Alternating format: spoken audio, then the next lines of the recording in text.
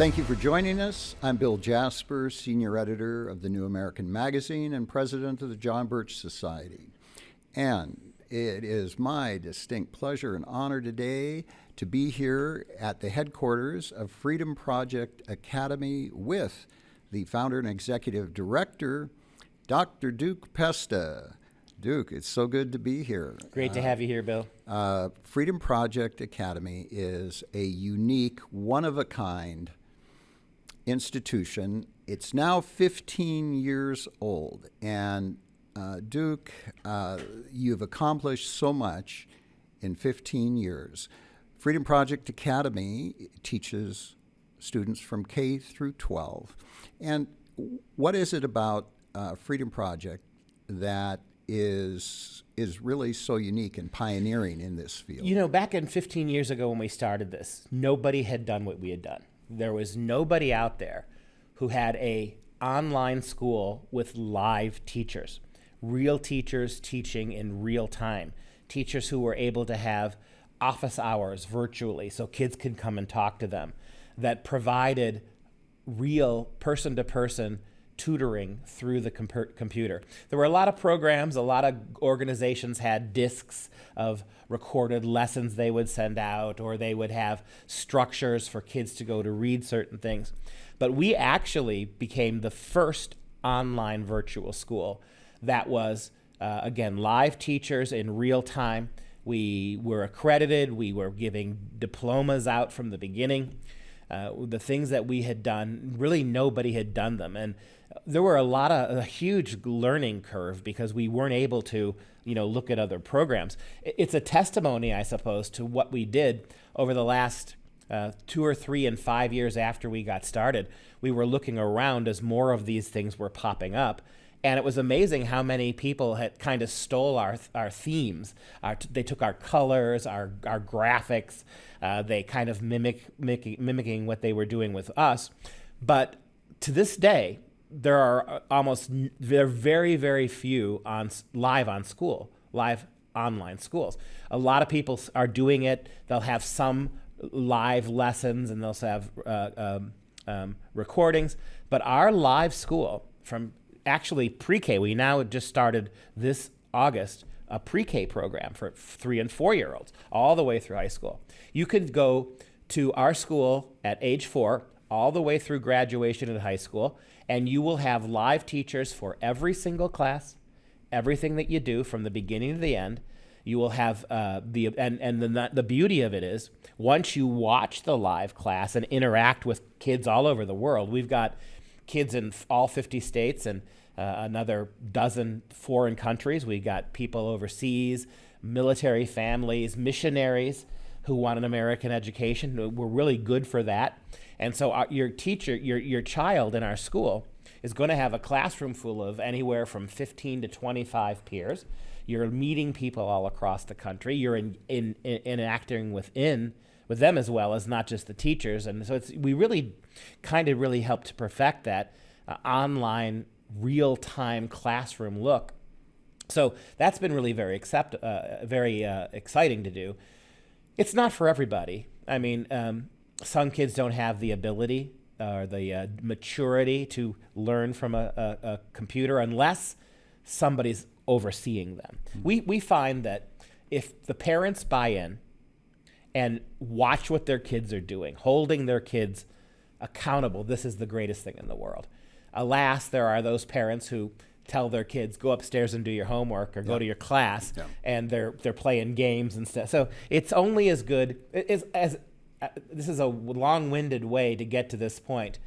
Kids are going to learn exactly how parents hold them accountable. Doesn't matter, brick and mortar doesn't matter, online doesn't matter, virtual homeschooling. The rules parents set down and the willingness of mom and dad to oversee what their kids are doing.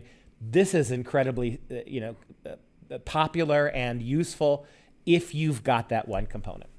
So you have branched out from the live classroom, which is the teacher teaching the students who are interactive, and the teacher could even call on them or the computer. Johnny, what do you think about this reading which we just had? or they have your own pace, where they're not doing it live, correct? Yes. Yeah. So we have three major ways of doing this. One of is a homeschool, and we have an Anytime Academy. That is where you instead of attending the live classes, you get to see all the recorded classes. What that means is that you don't have the immediate interaction. We do for the Anytime, we still will do the gradings. Freedom Project will grade for the parents. Which they need for accreditation. That kind of, exactly, yes. or for transcripts and ultimately diplomas. So the Anytime, and we often have kids who take the live school and it's too much for them, or they don't like the structure. More and more kids don't like to have to be in class at 10 o'clock every Monday, Wednesday. And so those kind of kids who don't have the structure or the maturity, they will realize that the live school is not for them. But rather than losing them, we can bump them down to Anytime. And in Anytime, they can watch the recordings with never live and never interacting directly with a teacher, but they do it at their own pace when they want to. They can do 5 lessons a week, one week, and then one the next. And they do the requisite homework that goes along with it. They do goes with it, right? And we oversee it for them. And then we have the homeschool version. That is for the mom and dad who they believe they can educate their kids, but they want some help, right? They can do math and reading, but they need help out with chemistry or advanced biology or advanced economics. So some moms and dads who take the homeschool, that's entirely up to them. They can watch all the videos, but they do the grading. They assign their own grades according to the homeschool program of that state, and they oversee what they can eliminate part of it if they don't want to. So we make available all of our wonderful resources, and mom and dad gets to pick what they use. They make their own assessments. Of course, we can't give them a diploma for that, but those homeschool moms aren't looking for diplomas, right? So we can go from all those different ways, and the beauty is the flexibility. Kids moving up and down the track depending upon what they're able to do. Kids who are new or trying to find their niche may start one place and then jump ahead or down. So it's maximum flexibility, and always whichever course you pick, whatever track you pick, they're going to get that really quality education that is classical. It is geared in many ways to both the Bible and the Constitution. We see this educational curriculum we put together, and when we 15 years ago, we put this together from the beginning to the end. And the two things we wanted to do is to make our kids the most aware middle and high school kids in the country, aware of the Constitution, what its limits are, what its requirements are, how you can defend it. We wanted that, and the second thing that we wanted, very much like the society, right? Constitutionally based, recognizing the need for morality for a thriving and just country. So we are a Judeo-Christian school. We incorporate aspects of the Bible in all of our classes. We are non-denominational, which I think is really important. We tell the moms and dads, we would be hypocrites if we told mom and dad, we want you to be in charge of your kids, but we'll teach this or that denomination. So we give them a good biblical moral exemplar and a constitutionally based program, so they're getting both of it, right? What the founding fathers would have had, a remarkable understanding of the secular world, the classical Greek and Roman ideals, along with the ethics and the morality that came from the Bible, that stirred the pot that gave us this wonderful experiment in America. We want to keep that kind of polymath way of doing things, which so many public schools have just gotten rid of altogether. So let's look at what does the curriculum involve then, because it is a classical education. What does that entail? Classical education. That is seeking wisdom, knowledge for its own sake, to make us better citizens, better family members, and better able to follow the word of the Creator. And so what we want to do is we give our kids a deep education, even though we're a Christian school, and we've actually been asked about that, some of our parents.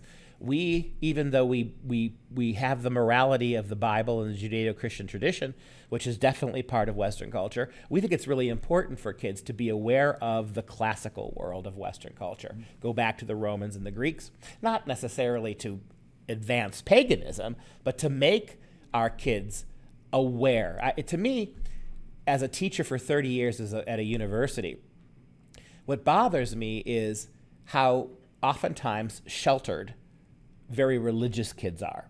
Those kids who are shielded from worldviews that are not specifically Christian, when they go to college, they're swamped over by the professors. They don't know what the other people know. They don't know how the Greek and Roman and how these cultures began to mingle with Western Christianity.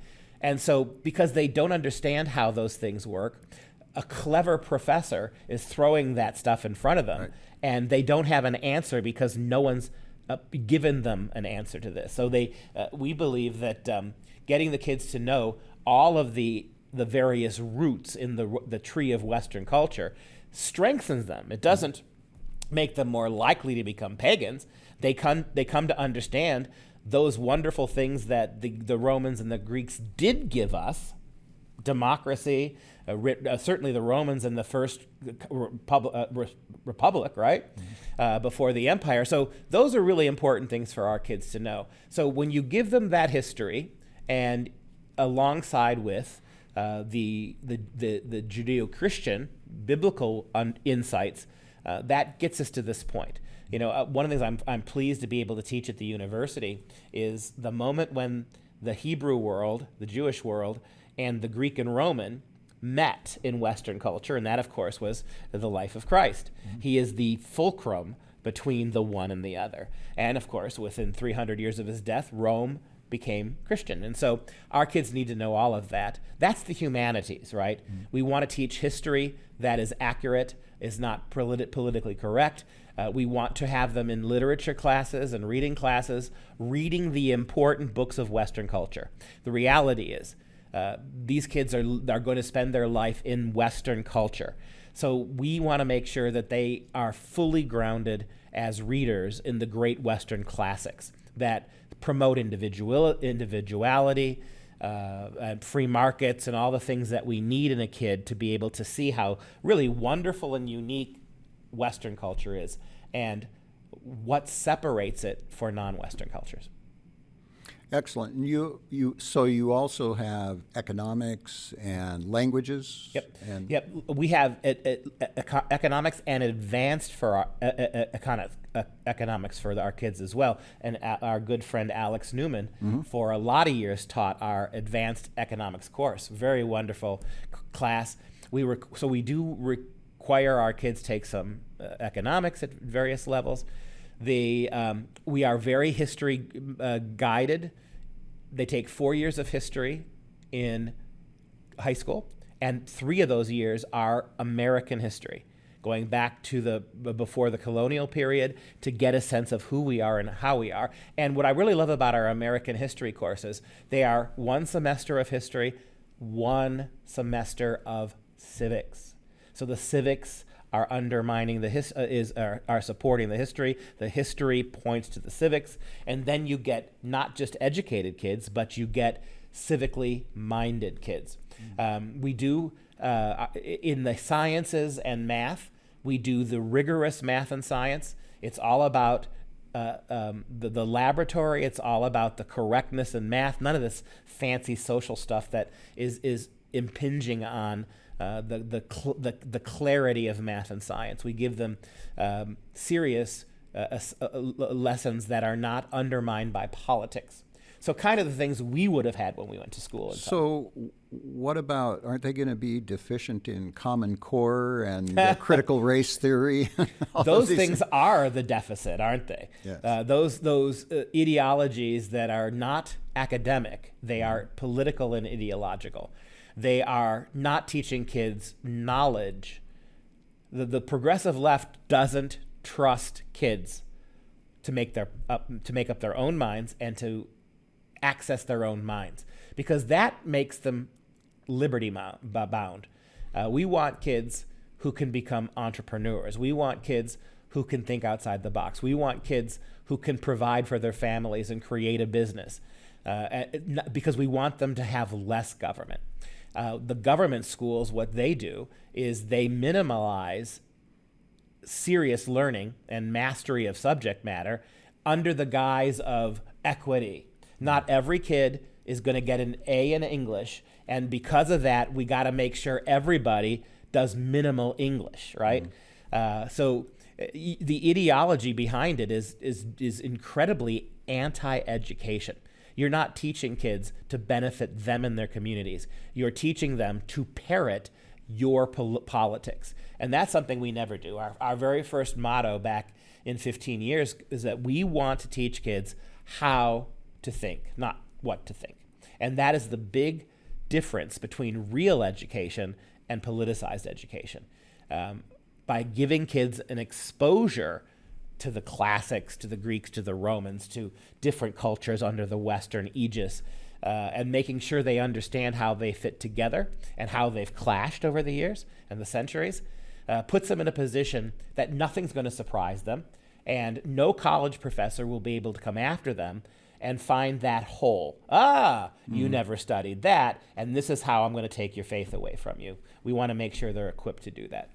So the indoctrination that children, students, high school, college, but particularly middle school, high school, grade school are getting now has gotten very oppressive, the indoctrination on sexual identity. That's why we see all of these kids claiming that they are trapped inside a opposing sex body and doing incredibly dangerous things like having parts of their bodies chopped off, or claiming that they don't know the difference between a boy and a girl. What is a man? What is a woman? That is a very strong argument for alternatives that you're offering here. Yeah, it is. It really is. Moms and dads out there I think most of them know intuitively, but they have to connect the feelings with the reason of this. The public schools are now, all of them, under the aegis of social emotional learning. That is what's sweeping the public schools. And when you hear the word social emotional learning, what you do not hear is math and reading and science. It is a sociological intervention that separates you from your kids. Because mathematics is a racist Absolutely. concept. Literally, Common Core argues that, this is the famous example, that 2 + 2 can be 5 if a minority kid believes it. The purpose of math is not precision or correctness. As long as kids are playing with numbers, that's equity. It doesn't matter if you can get it or you can't. And you can see the ideology right there. Sure. Yeah, So it's just we're in a post-truth society. Exactly. You know, so. Yeah. So that's very important. Now, one of the other things that you offer is actual institutional programs where a church or a local community can get together and actually carry out this program, not in a home, but in an institutional setting, correct? Yeah, that's called our partnership program. We have all this wonderful material, and so we literally have the same number of classes every year that you would have in a public school. So we can meet all the different state requirements for transcripts and diplomas. So you have that serious, like 70, 80 classroom time days. And the beauty of that is they get an extensive education. And once it's been filmed for the year, it's there. And so we actually can go into mainly with churches, these churches that have big congregations and really busy on the weekend, but Monday through Friday there's not much going on. We have the ability at very low cost to bring our classes live and recorded into those churches or the church basements or wherever they have the gathering space. And we can bring them in. All you need is a couple of computers and some technology. We can bring a school into a church without the cost of teachers and insurance and medical plans. We do all of that. They just need to have one or two people overseeing the kids, making sure they're on their computers.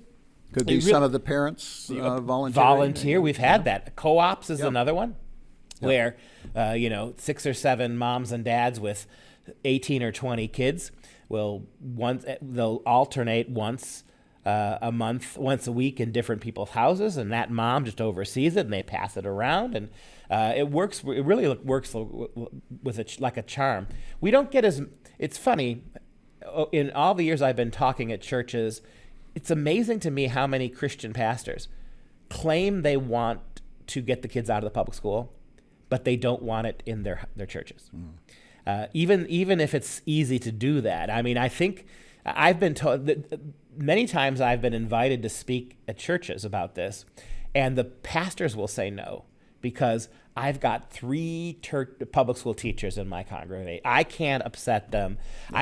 One of my wife's friends is a principal, and he sits and so the idea that they don't truly realize that we are in a war, spiritual war, psychological war, and that these children in their parish are going to perish if they do not extricate them from it. They really. You bring up a Catholic model with parishes, and this is what I've seen too. And I had 20 years of Catholic school myself, from kindergarten through my first master's degree. And what I've seen there is that the public, about 25 years ago, there was such a drop in the number of priests and nuns that they took them all out of the Catholic schools. They emptied the Catholic schools. So most of my Catholic education, I didn't have a single priest, not a single nun teacher. They were always secular, and they had secular degrees from secular universities. And over the last 30, 40 years, what have they done? They have completely undermined what they do at the colleges. To what degree can we say that Georgetown or Notre Dame are really Catholic schools anymore? They're not. They're not. And so that has bled down into the Catholic high schools and middle schools. And many of the Protestant schools have done the same thing. Well, they're relying on the secular universities and colleges for the teachers, and even if the teachers are believers, unbeknownst to them, unaware, they have absorbed much of the indoctrination that the socialists, the anti-Christian elements have been. At Freedom Project, we are a magnet for for teachers who hate the public schools. They hate all that stuff. So they come to us, and we're happy to bring them on because they're teachers, they're qualified, they want a different kind of education, but then we start watching them. They can't help it. Their whole training has got all this Common Core garbage. Sure, when you have generations marinated in the propaganda. So we actually have a program of, I'm going to make a joke, denazification of our teachers. We've got to, they mean well, but we've got to point out to them, you're not doing classical education. Yep. You're doing a conservative version of what the public schools do. So we do programs, and we have videos, and we have conferences with new teachers to try to bring them out of that world and into the right one. And so even the like you said, the conservative ones, the ones that are raised Christian, they get their diplomas from big public schools, and that's got to be taken out. Right. Sure. I mean, it goes back over a century. I mean, John Dewey and the Fabian socialists that were operating here at the turn of the 20th century have basically infiltrated and permeated all of the You know, it goes back to schools. 1850 when the public school system was created, and Horace Mann, Horace Mann. who was the driving force, he made the argument overtly. The purpose of public schools is not education. It is controlling and molding kids to conform to government. Yep. Yeah. So, so it goes back more than a century and a half, essentially. You know, people don't remember this, but up until 1850, we had no public school system. Yep. And we were the most educated country in the world. I remember reading numbers that in the late 19th, or in the first part of the 18th century through 1850, about 95% of Americans could actually read. Yeah, so John Adams said the American who can't read is about as rare Exactly. as an asteroid, you know. And what hitting destroyed that Yep. was the public school system. Yeah, so when they began to launch the program to put Horace Mann in there in Boston, in Massachusetts, as the first superintendent of government schools, they call it public schools, Boston commissioned Charles Bulfinch, the architect, and he did the Bulfinch study, and he found we really don't need government schools because we have all of these options that are currently working, religious schools, tutoring, etc., and we're essentially educating everyone. One of the I absolutely love about the society is from the beginning, they recognize that a government school system is A, unconstitutional in every way, and B, exactly what you don't want. If we should be concerned about having a federal police force, and we should be, how in the world can we agree to have a public school system which is doing much more damage to our kids? Absolutely. Yeah. And so in addition to Freedom Project Academy, FPA, it is part of the umbrella, which is Freedom Project Education and Media. So tell us well, that's quickly this about beautiful that. studio you're sitting in now is part of what we do on the media. We have about 20 shows a week. We focus on, not exclusively, but we do a lot of education. We do a lot of morality talking. Christianity-based programming, and what we do here has been just in the media has been a huge help in recruiting students into the program. We're able to reach out to them. We have a visibility. We've managed to have a really a national and an international reputation, in large part with the media has been able to allow us to do so. And reaching young kids. Every year, you've got to have media. You have to be a place where they can interact on those platforms that they understand. So it has been a blessing. It really has been. So give us an example of a couple of the things that you're doing right now in the media. Well, we're doing the Dr. Duke Show, where we talk about a lot of education, a lot of current politics and culture. I think that would be the biggest thing. We have animators working for us. We created a bunch of videos and cartoons of educational about the founding fathers, about the signers of the Declaration of Independence. We have a series for kids on the battles of the Colonial War. These things have been so popular that secular public school teachers have taken them off the web and use them in their public schools without knowing who we are. If they knew who they were getting it from, they would be stunned. So we're getting conservative, accurate history into middle schools, and these teachers don't even know where they're getting it from. So that's very interesting to see. Well, that's exciting. There's so much more that we could go into. We've run out of time, but Dr. Duke, it's so wonderful what you're doing at Freedom Project Education and Media, Freedom Project Academy. So what's the website that people Easy. can go to? FPEUSA.org. FPEUSA.org.